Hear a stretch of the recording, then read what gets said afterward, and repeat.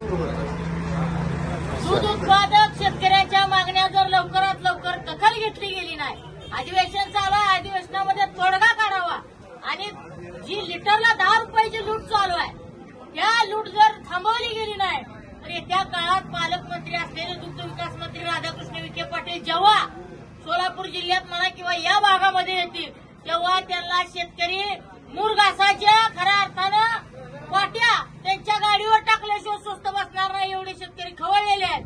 आम्ही शेणामुतामध्ये हात घालून आम्ही गोरगरिबाने कष्ट करायचं आणि मलाही मात्र तुम्ही खायची असं हे आता अजिबात चालणार नाही। ज्या शेतकरी कष्टकरी दूध उत्पादकांनी आता निश्चय केलेला आहे येत्या काळामध्ये जर आमच्या मागण्या मान्य नाही झाल्या तर या सरकारला आम्ही दूध उत्पादक शेतकऱ्याचा हिसका निश्चित दाखवल्याशिवाय राहणार नाही।